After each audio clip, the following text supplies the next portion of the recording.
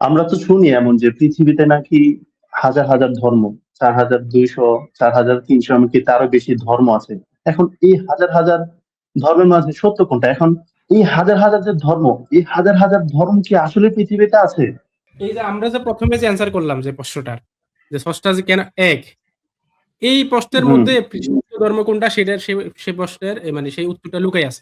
কিভাবে দেখেন, এক্সিস্টিং যে ধর্মগুলো আছে সেই ধর্মগুলোকে আপনি কয়েকটা ক্যাটাগরিতে ভাগ করে ফেলেন। সেই ক্যাটাগরিগুলো কি হতে পারে যে এরকম হতে পারে ক্যাটাগরিগুলো যে একশ্বরবাদী ধর্ম আর বহুশ্বরবাদী ধর্ম। লজিক্যালি স্রষ্টাকে একজন হতে হবে, তার মানে একশ্বর বা একত্ববাদী যে ধর্ম আছে সেইগুলো সেটাই সত্য হবে, তাই না?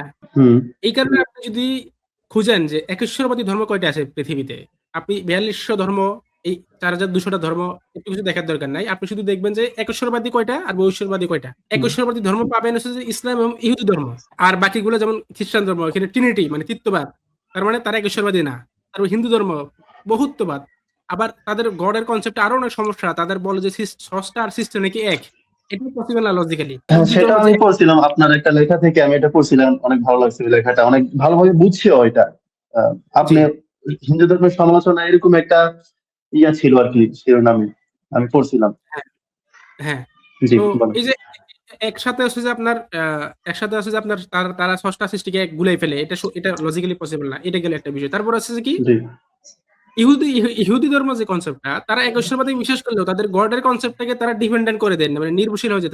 তাদের গড যুদ্ধ করে এসে দুনিয়াতে এসে উনি এটা আসলে গডের কনসেপ্টের সাথে যায় না, একটা বিষয় এটা। তার মানে আপনি একেবারে পিওর একাত্মবাদ আপনি পাবেন। আপনার গডের যে কনসেপ্ট গুলা, যেমন ষষ্ঠাকে হতে হবে নেসেসারি বিং, ষষ্ঠাকে হতে হবে ডিপেন্ড, তিনি কোনো কিছুর উপরে ডিপেন্ডেন্ট হবেন না, তিনি ইন্ডিপেন্ডেন্ট হবেন, স্বাধীন স্বনির্ভর সত্তা, তিনি হবেন একক। এই প্রত্যেকটা বৈশিষ্ট্য, এই প্রত্যেকটা বৈশিষ্ট্য শুধুমাত্র ইসলামের যে আল্লাহর কনসেপ্ট এটার সাথে মিলে যায়, আর বাকি যে অন্য ধর্মের যে কনসেপ্ট আছে সেগুলোর সাথে এটা মিলে না।